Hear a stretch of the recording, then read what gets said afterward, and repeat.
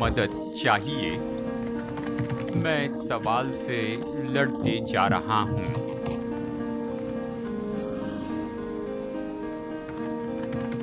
कि कैसे सच्ची खुशी पा सकते हैं।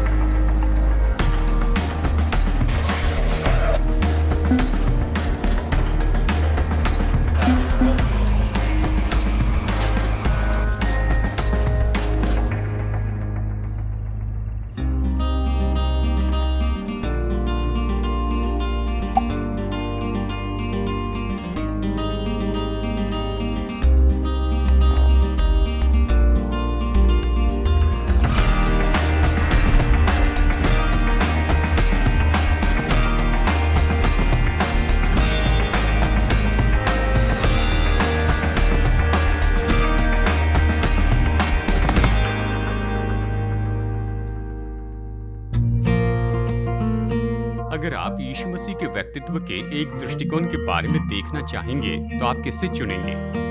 मसीह यीशु के जीवन का एक आयाम है जिसके बारे में पौलुस कहता है कि सभी को इसका अनुकरण करना चाहिए, और वो तो उसकी नम्रता है। हम अक्सर सोचते हैं नम्रता कोमल है, कमजोरी या सहते जाना है, पर ये शब्द मसीह को नहीं दर्शाते हैं और ना ही उस व्यक्ति के बारे में बताते हैं जिसके बारे में सुलेमान सबोपदेशक में बता रहा है। हेलो, मैं हूँ डेविड जर्मे और मैं संदेशों की श्रृंखला सिखा रहा हूँ इस पृथ्वी पर स्वर्ग खोजना। और हम देख रहे हैं सुलेमान अपने जीवन में खुशी को कैसे ढूंढता है। तो किसने काम किया और किसने काम नहीं किया। सुलेमान ने एक बात सीखी कि जीवन की सीमा होती है जिसके कारण हम नम्र होते हैं। आज के संदेश नम्रता से जीवन का सामना करना, इसमें हम नम्रता के बारे में 5 चीजें सीखेंगे जिसके कारण आप चकित हो जाएंगे, लेकिन इसका अर्थ होता है। मैं ये 5 आज आपको समझाकर बताऊंगा यहीं पर दिशा परिवर्तन में।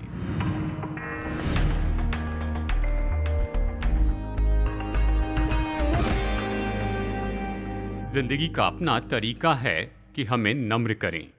जब जिंदगी हमारे जीवन के हर एक क्षेत्र में हमें छू लेती है, जल्दी या देरी से किसी हद तक हमें अपने घुटनों पर लेकर आती है। जो सबसे ऊपर है उसके लिए ज़्यादा समय नहीं लगता है कि अचानक ये बात जाने कि ये हमेशा की जगह नहीं है। NFL के मेरे पसंदीदा प्लेयर हैं, नाम है कर्ट वार्नर।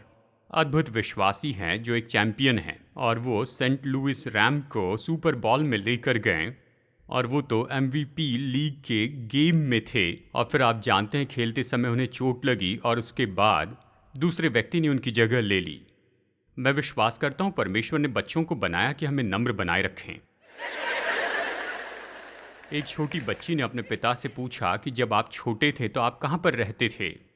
तो पिता ने कहा शिकागो में। तो बेटी ने पूछा ये पुराने नियम में है या नए नियम में? यहाँ तक कि चर्च में भी नम्र करने वाले अनुभव क्या आप जानते हैं? हाल ही में मैंने एक वाक्य पढ़ा जिसे लिखा था मार्क ल्यूकैनन ने। वो लिखते हैं, मुझे लगता है कि आप मेरे जैसे ही हैं। चर्च में 1 घंटा बिताने पर चमड़ी में खारिश होती है और गले में खराश होती है, और जब सभा ज़्यादा चलती है तो मेरा ध्यान भटक जाता है। पैरों में दर्द होता है, पीठ सुन्न हो जाती है, आंखों से धुंधला दिखाई देता है, मन काम नहीं करता और पेट गुड़गुड़ाता है। मैं जम्भाई लेने से लड़ते जाता हूँ और फिर उनसे लड़ना बंद कर देता हूँ, और फिर मैं खर्राटे भी मारता हूँ, और मैं एक पास्टर हूँ।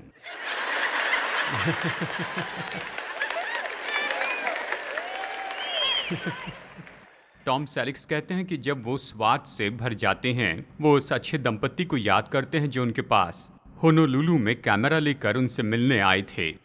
उनके साथ फ़ोटो लेने के लिए मैं अच्छे पोजीशन में खड़ा हुआ तो भाई ने कहा नहीं नहीं, हम चाहते हैं आप हमारी फ़ोटो लें। चाहे किसी में से भी होकर जा रहे हैं, चाहे कुछ भी हो, आप हमेशा नम्रता की बातों का सामना करते हैं। आप इच्छा रखने वाले विद्यार्थी हैं तो जिंदगी आपको नम्रता सिखाएगी। ये तो निश्चय ही आपको सिखा सकती हैं। अगर आप सहयोग न दे तो ये आपको मारकर सिखाएंगी। सुलेमान अध्याय 8 में हमें यही तो सिखा रहा है। वो हमें उन सारी बातों को याद दिलाता है जो हमें नम्र बनाती हैं। वो हमें ये सिखाता है कि हम अपने जीवन के बारे में इन सारी चीज़ों को देखते हैं और ये सब ठीक हैं।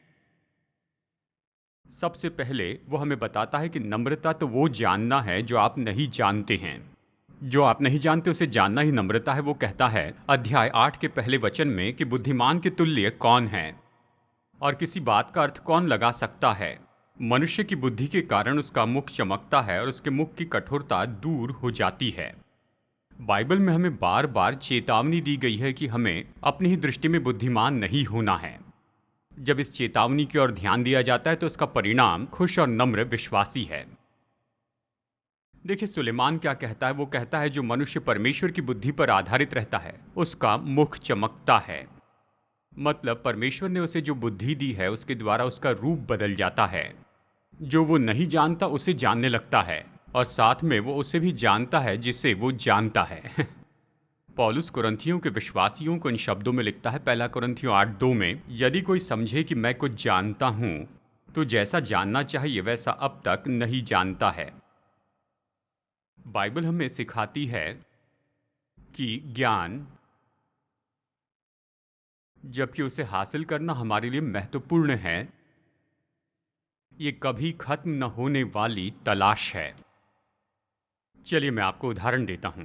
जब मैंने यहाँ पर सेवकाई शुरू की तो उस समय की जो गिनती थी कहती थी कि पूरे संसार का पूरा ज्ञान बदलता है हर 38 साल में। दूसरे शब्दों में 38 साल में आप जो ज्ञान हासिल करते हैं वो उसके पहले जितना भी ज्ञान अस्तित्व में था उसके बराबर होता है। अब ज़रा गौर से सुनिए, आज संसार का ज्ञान बदलते जा रहा है हर 1 साल में, यानी हर 1 साल में, और अगले साल ये फिर से होगा और फिर से और फिर से, और ये सिकुड़ता जाएगा जब तक कि जानकारी का ये कर्व किसी बवंडर के जितना विनाशकारी न हो जाए। सच्चाई तो ये है कि जो व्यक्ति नहीं जानता वो सच में बुद्धिमान है। नम्रता तो इस सच्चाई के साथ में आती है कि जो कुछ भी हम जानते हैं ये तो बस इतनी छोटी सी बात है, छोटा सा हिस्सा है मनुष्य के लिए उपलब्ध सारे ज्ञान का। यदि कोई ये सोचता है कि मैं पढ़ा लिखा हूँ और इसके कारण वो तो अहंकार के लिए खुद को रखते हैं, तो उन्हें जाकर इस गिनती को देख लेना चाहिए जो मैंने अभी आपको बताई है।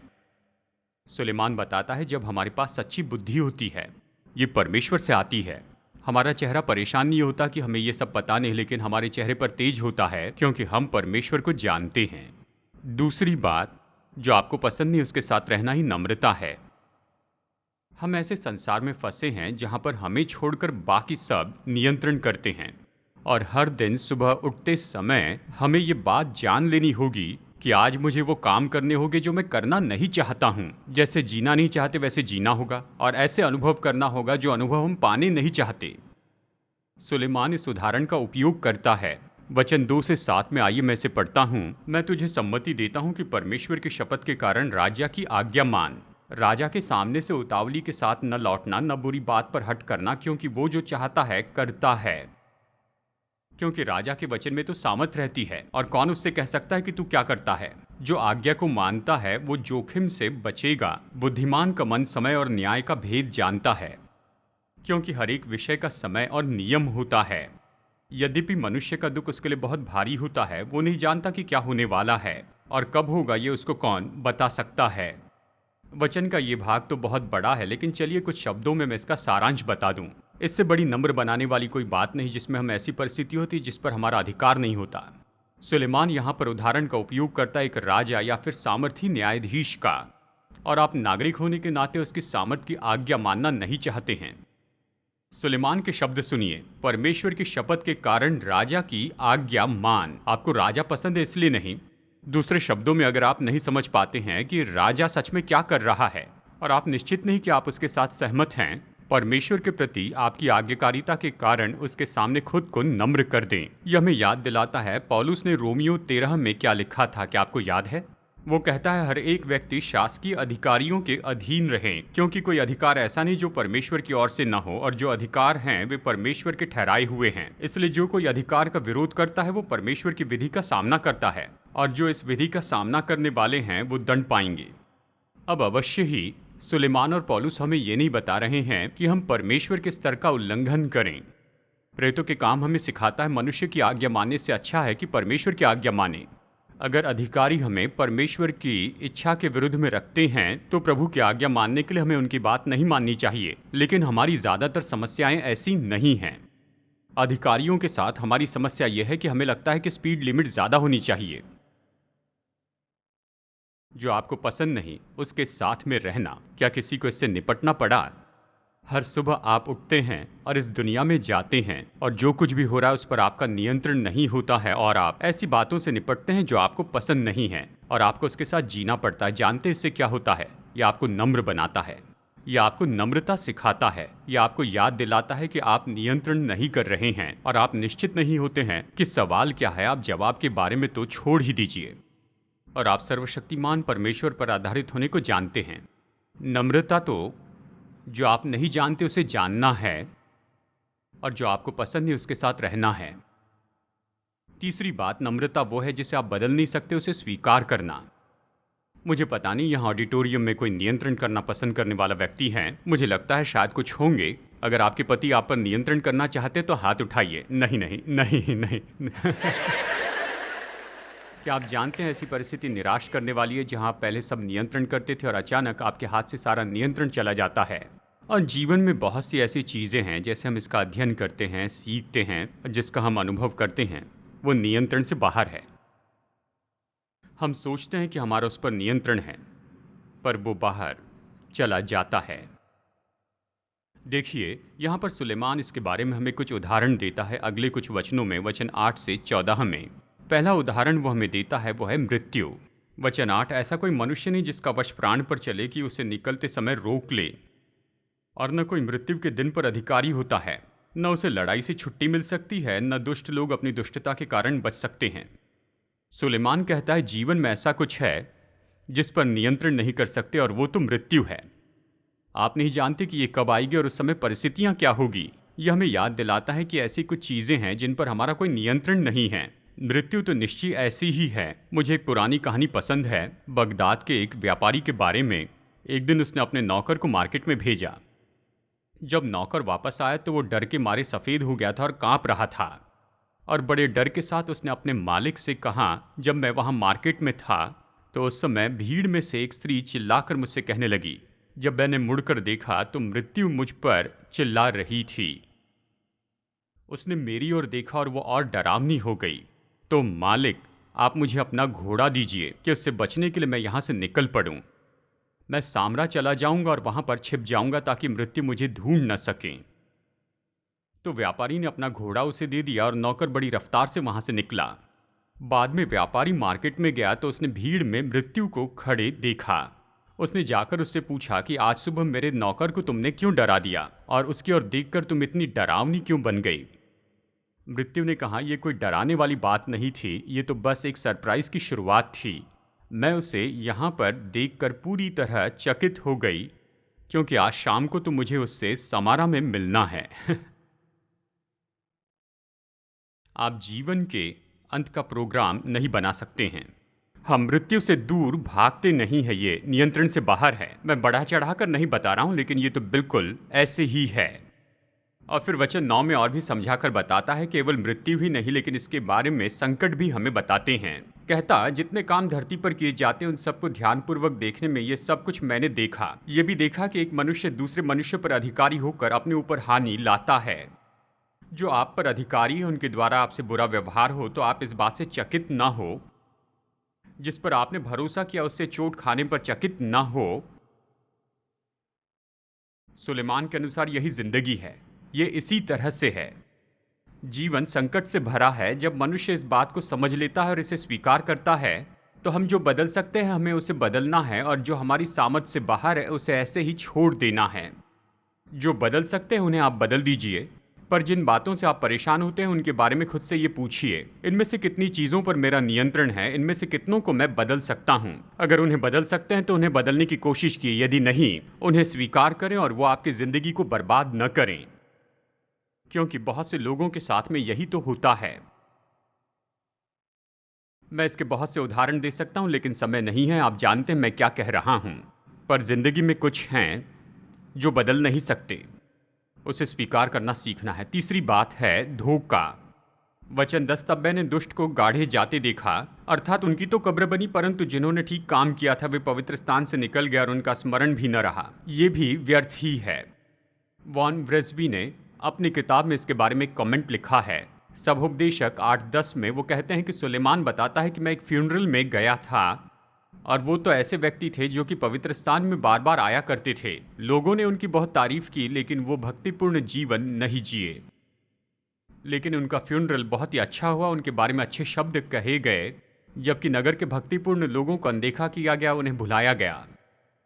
क्या आज भी इस तरह से नहीं हो रहा है? आप टीवी ऑन करते हैं और देखते हैं कि कोई बुरा व्यक्ति या कहिए कोई माफिया वाला व्यक्ति मर जाता है और उसके फ्यूनरल में बहुत से लोग आते हैं, फूल और सब लाते हैं, और बड़े बड़े लोग आते हैं और उसके बारे में ऐसी बातें करते हैं जैसे कि मानो वो तो इस पृथ्वी पर स्वर्ग से पास लेकर आए हो, लेकिन वो तो बुरा व्यक्ति था। और वो उसे दफनाते और सब लोग जानते हैं कि वो वैसा नहीं है जैसे हम कहते हैं। मुझे कहानी याद है दो भाइयों की जो कि बहुत ही धनी थे, और एक भाई मर जाता है। तो जो भाई जीवित था वो चाहते थे कि पास्टर उनके भाई के बारे में कुछ अच्छा कहें, और कहा कि मैं आपके बिल्डिंग प्रोग्राम के लिए $1,00,000 दान में दूंगा अगर आप मेरे भाई के फ्यूनरल में कहेंगे कि मेरा भाई तो संत था। पास्टर ने $1,00,000 ले लिए, खजांची को दिया और चर्च के अकाउंट में उसे जमा किया। और फिर भाई के फ्यूनरल का वो दिन आया और जो भाई जीवित था सामने की कतार में बैठा था पास्टर के इंतज़ार में कि उसके भाई के बारे में वो कुछ अच्छा कहे। पास्टर खड़े हुए और जैसे वो उस मृतक के बारे में बताने लगे, उन्होंने कहा जो व्यक्ति अभी इस समय कफन में है वो बुरा व्यक्ति था, वो सच में बहुत दुष्ट व्यक्ति था। इसने लोगों से बहुत कुछ चुराया, इसने लोगों को लूटा, उसने बहुत कुछ किया और कभी पकड़ा नहीं गया। वो सच में बुरा व्यक्ति था, लेकिन इसके भाई की तुलना में वो तो संत था।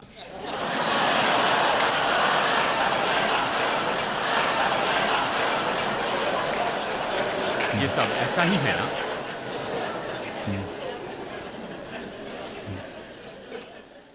सुलेमान कहता है ये सब होते हुए देखते हैं और इन पर नियंत्रण नहीं कर सकते, बस इसे स्वीकार करना है। इसके बारे में परेशान न हो, इसके बारे में कुछ नहीं कर सकते हैं। जिंदगी ऐसी ही है। कई बार जिंदगी सच में बहुत ही धोखा देने वाली होती है। और फिर वो एक और बात बताता है, इसे साबित करने के लिए कुछ वचन में बताता है, वो है आज्ञा न मानना। इस पर भी आप नियंत्रण नहीं कर सकते। इसे देखिए, ये तो इतना सरल है कि आज इन दिनों में इसे पेपर पर लिख सकते हैं। वचन 11 से 14 में वो कहता है, वचन 11 में वो कहता है, बुरे काम के दंड की आज्ञा फुर्ती से नहीं दी जाती, इस कारण मनुष्यों का मन बुरा काम करने की इच्छा से भरा रहता है। चाहे पापी 100 बार पाप करे और अपने दिन भी बढ़ाए, तो भी मुझे निश्चय है कि जो परमेश्वर से डरते हैं और उसको अपने सम्मुख जानकर भय से चलते हैं, उनका भला ही होगा। परंतु दुष्ट का भला नहीं होने का, न उसकी जीवन रूपी छाया लंबी होने पाएगी, क्योंकि वो परमेश्वर का भय नहीं मानता। सुलेमान कहता है, हम जिंदगी को देखते हैं, हम देखते हैं कि लोग परमेश्वर के सामने ललकार कर इस तरह कहते हैं, मैं जिंदगी भर ऐसे ही जिया हूँ, अब तक मेरे साथ कुछ नहीं हुआ और मेरे साथ भविष्य में कुछ नहीं होगा। मैं तो अपने प्राण का स्वामी हूँ, मेरे जीवन का कप्तान हूँ। हम इसे देखते हैं, अक्सर देखते हैं। हम देखते हैं कि दुष्ट लोग परमेश्वर के विरुद्ध में कहते हैं और लगता है वे फलवंत हो रहे हैं, क्योंकि बाइबल यहाँ पर कहती है, बुरे काम के दंड की आज्ञा फुर्ती से नहीं दी जाती, इस कारण मनुष्यों का मन बुरा काम करने की इच्छा से भरा रहता है। ये मानना मूर्खता है कि परमेश्वर हमारे समय के अनुसार काम करेंगे। वो अलग टाइम टेबल में चलते हैं और मनुष्य ने अपना सारा कर्जा अब तक नहीं चुकाया, जानते हैं, और एक दिन लेखा लिया जाएगा।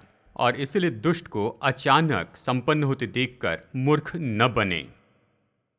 हमने इन वचनों से सीखा, नम्रता तो वह है जो नहीं जानते उसे जानना, जो पसंद नहीं उसके साथ में रहना, जो बदल नहीं सकते उसे स्वीकार करना, और चौथी बात तो थोड़ी सकारात्मक है, जो बयान नहीं कर सकते उसका आनंद उठाना नम्रता है। देखिए वचन 15, तब मैंने आनंद को सराहा, क्योंकि सूर्य के नीचे मनुष्य के लिए खाने पीने और आनंद करने को छोड़ और कुछ अच्छा नहीं, क्योंकि यही उसके जीवन भर जो परमेश्वर उसके लिए धरती पर ठहरा उसके परिश्रम के संग बना रहेगा। मैं जानता हूँ आपको याद होगा, अगर आप इसे गौर से सुन रहे, यहाँ पर चौथी बार सुलेमान ये कहता है। सबोपदेशक का अध्ययन करते हुए यहाँ पर मैं चकित हो गया। कितनी बार सुलेमान कहता है जीवन का आनंद उठाओ।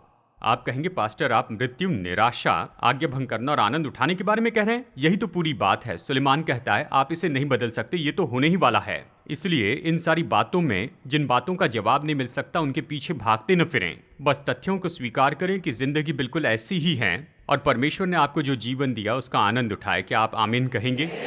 उसने हमारे लिए इतना अच्छा कुछ दिया है, हमारे जन्म के समय से लेकर हमारी मृत्यु के समय तक। और कई बार हम इन सारी मुद्दों में इतने फंस जाते हैं जो कि हमारी पहुंच से बाहर होते हैं कि परमेश्वर ने जो हमें दिया उसका हम आनंद नहीं उठा पाते हैं। आशा है कि आप इसे सुन रहे हैं। परमेश्वर ने हमें जैसे तैसे जीवन जीने के लिए नहीं बुलाया, क्योंकि जीवन के कुछ मुद्दों को हम समझ नहीं पा रहे हैं। परमेश्वर ने हमें बुलाया कि हमारे पास की चीज़ों का आनंद उठाएं। वो कहता है हमें जीवन का आनंद उठाना है और अपने परिश्रम के फल में प्रसन्न होना है। इसका मतलब अगर आपके पास पैसा है और आप अच्छे भंडारी हैं तो जो बचा है उसका आप आनंद उठाएं। ये संसार के जैसे खाना पीना आनंद मनाना नहीं है, लेकिन ये तो परमेश्वर की संतान का सकारात्मक जीवन है जो जानता है कि जीवन तो परमेश्वर की ओर से विशेष वरदान है और वो आनंद उठाने के लिए हमें सब कुछ बहुतायत से देते हैं। अंत में सुलेमान हमें बताता है कि नम्रता तो वो है जो हम खोज नहीं सकते उसे खोजना, जो नहीं खोज सकते उसे खोजना है। लेकिन क्या आप जानते हैं कुछ चीज़ों को कभी नहीं खोज सकते। वचन 16 कहता है जब मैंने बुद्धि प्राप्त करने और सब काम देखने के लिए जो पृथ्वी पर किए जाते हैं अपना मन लगाया कि कैसे मनुष्य रात दिन जागते रहते हैं, तब मैंने परमेश्वर का सारा काम देखा जो सूर्य के नीचे किया जाता है उसकी था मनुष्य नहीं पा सकता तो भी उसको न जान पाएगा, यद्यपि बुद्धिमान कहे कि मैं उसे समझूंगा तो भी वो उसे ना पा सकेगा। आप कहेंगे पास्टर जर्मया ये ऐसा क्यों है? ऐसा क्योंकि हम संसार में बहुत सी बातों को नहीं खोज सकते। हम हर साल ज्ञान में इतने बढ़ते जा रहे हैं और बाइबल कहती है कि बहुत कुछ बातें हम कभी नहीं खोज पाएंगे। हम कोशिश करते रहेंगे और जो बातें हमने पहले कभी खोज नहीं निकाली हैं वो अभी खोज रहे हैं, लेकिन ऐसी भी बात होंगी जिसे हम कभी नहीं खोज पाएंगे। फ्रेंच फिलोसोफर ब्रेज पास्कल ने अपनी किताब पेंसिस में ये वाक्य कहा, इसे जरा गौर से सुनिए। वो कहते हैं अगर परमेश्वर में सुरक्षा नहीं होती तो मनुष्य अपनी भ्रष्टता को नहीं महसूस करता। अगर कोई ज्योति नहीं होती तो मनुष्य उपचार की अपेक्षा नहीं कर सकता। और इसीलिए ये बहुत ज़रूरी था कि परमेश्वर को पूरी तरह से न प्रकट करते हुए उसे आधा प्रकट करें और आधा ऐसे छिपा रखें, क्योंकि ये बात तो बहुत ही खतरनाक होगी कि मनुष्य परमेश्वर को जानेगा और अपनी दुष्टता को नहीं जानेगा, जैसे मानो परमेश्वर को जाने बिना खुद की दुष्टता को जाने। उसने कहा यह बहुत मुश्किल होगा। चलिए फिर से कहूं ताकि इसे न चूके। अगर पूरी सुरक्षा नहीं होती तो मनुष्य अपनी भ्रष्टता नहीं जानता। परमेश्वर के बारे में अगर सब जान जाए तो हम नहीं जानेंगे हम कितने पापी हैं। अगर कोई ज्योति नहीं तो मनुष्य उपचार की अपेक्षा नहीं कर सकता। तो यह हमारे लिए बिल्कुल सही बात है कि परमेश्वर आधा प्रकट किया जाए और आधा इसी तरह से छिपा रहे, क्योंकि ये तो मनुष्य के लिए बहुत ही खतरनाक है कि परमेश्वर को जाने और अपनी दुष्टता को न जाने, जैसे उसके लिए अपनी दुष्टता को जानना और परमेश्वर को न जानना हो। और ये लेखक हमें बताते हैं कि परमेश्वर ने ऐसा नहीं किया कि हमें कुछ बताते बताते भूल गए। परमेश्वर ने कुछ चीज़ों को हमसे छिपा कर रखा है। वो भेदों को जानते हैं। हम इसकी खोज करने वाले हो सकते हैं, लेकिन हम पूरी खोज कभी नहीं कर सकते हैं, क्योंकि परमेश्वर अपने उस महान स्वभाव में हमारी खोज से बिल्कुल परे हैं। वो महान है और हम तो बस छोटे हैं, इसलिए हम उसको दंडवत करके उसकी आराधना करते हैं। हम नम्रता के बारे में कह रहे हैं और हमने संसार की सारी चीज़ों के बारे में चर्चा की है जिसे हम नहीं समझ सकते हैं। ये सारे प्रश्न चिन्ह हैं। और फिर मैं चाहता हूं कि आप सोचिए, सर्वशक्तिमान परमेश्वर चाहते हैं कि हमें छुड़ाएं और हमें स्वर्ग में ले जाएं। वो अपने पुत्र यीशु के पास में गए और कहा मैं चाहता हूं कि तुम इस संसार में जाओ जो सवालों से भरा है, जो दुखों में पड़ा है, और उनमें से एक हो जाओ। और पौलुस फिलिपियों को लिखते हुए कहता है, जैसा मसीह यीशु का स्वभाव था वैसे ही तुम्हारा भी स्वभाव है, जिसने परमेश्वर के स्वरूप में होकर भी परमेश्वर के तुल्य होने को वश में रखने की वस्तु न समझा, वरन अपने आप को ऐसा शून्य कर दिया और दास का रूप धारण किया और मनुष्य की समानता में हो गया। और फिर आगे वो कहता है, सुनिए, उसने अपने आप को इतना दीन किया कि क्रूस की मृत्यु भी सह ली। सर्वशक्तिमान परमेश्वर का पुत्र यीशु मसीह, वो तो मानवता का सबसे महान उदाहरण बन गया। उसने स्वर्ग छोड़ा इस जगह के लिए। स्वर्ग में आपका सबसे बुरा दिन, यानी अगर ऐसी कोई बात है, वो पृथ्वी के सबसे अच्छे दिन से 100 गुना बेहतर होगा। परमेश्वर ने अपने इकलौते पुत्र को यहाँ भेजा कि हमारे मध्य में चले, क्योंकि हमें ये समझने में मदद करें कि यही सब कुछ नहीं है, इससे भी बेहतर है, इससे भी बढ़कर है, इससे परे कुछ ऐसी जगह है जहाँ पर सारे सवालों के जवाब मिलेंगे, जहाँ सारे मुद्दे हल हो जाएंगे और कोई भी दुख नहीं रहेगा और हमारे सारे आंसू पोंछ लिए जाएंगे। उस जगह का नाम स्वर्ग है। परमेश्वर ने यीशु को इस पृथ्वी पर भेजा कि हमें बताए कि हम वहाँ पर कैसे पहुँचे। हम भौतिक चीज़ों के पीछे इसलिए फंस जाते हैं क्योंकि हम सोचते हैं कि सब कुछ तो केवल यही है। अगर मैं संसार की चीज़ों में फंस जाऊं, हर चीज़ खरीदते जाऊं, जो कुछ भी करना चाहूं वो करते बैठूं और जीवन को बस इसी तरह से जीते जाऊं, केवल स्वार्थी तरीके से। पर मैं जानता हूं इस जीवन से कुछ परे हैं। परमेश्वर ने अपने पुत्र को भेजा कि हमें बताएं, और उसी ने ये कहा है, तुम्हारा मन व्याकुल ना हो, परमेश्वर पर विश्वास रखो, मुझ पर भी रखो। मेरे पिता के घर में बहुत से रहने के स्थान है, यदि न होते तो मैं कह देता। मैं तुम्हारे लिए जगह तैयार करने जाता हूँ। यदि मैं जाकर तुम्हारे लिए जगह तैयार करूँ तो फिर आकर तुम्हें अपने यहाँ ले जाऊँगा कि जहाँ मैं रहूँ वहाँ तुम भी रहो, यीशु ने कहा। क्या आप उसे जानते हैं? मेरे दोस्तों, केवल इस जिंदगी को देखकर ये मत कहिए क्या सब कुछ यही है। नहीं, सब कुछ ये नहीं, इससे भी बेहतर है। परमेश्वर ने आपके लिए एक जगह तैयार की है और वो इंतजार कर रहे हैं कि आप रिजर्वेशन कीजिए। यीशु पर विश्वास करने से आप ऐसा कर सकते हैं। दिशा परिवर्तन के इस संदेश को देखने के लिए धन्यवाद। मैं आशा करता हूं कि आप प्रोत्साहित हुए प्रभु के वचन से और आपने ये जाना है कि हमारे प्रेमी परमेश्वर के साथ में संबंध का क्या अर्थ होता है। अगर आपका उसके साथ कोई व्यक्तिगत संबंध नहीं है लेकिन ऐसा करना चाहते हैं तो आज इसे शुरू कर सकते हैं। परमेश्वर के उद्धार का मुफ्त वरदान पाने के लिए आपको यही करना है, अपने पापों से पश्चाताप करें और यीशु को अपना उद्धारकर्ता प्रभु स्वीकार करें। अगर आपने विश्वास का ये कदम उठाया है, मैं आपको प्रोत्साहित करता हूँ कि भरोसेमंद सेवकाई के साथ में जुड़िए या लोकल चर्च से और किसी को आपके निर्णय के बारे में जानने दीजिए। मेरी प्रार्थना है कि आप अपने इस नए विश्वास में निरंतर बढ़ते जाइए। प्रभु आपको आशीष दे और आपसे फिर मुलाकात होगी यहीं पर दिशा परिवर्तन में।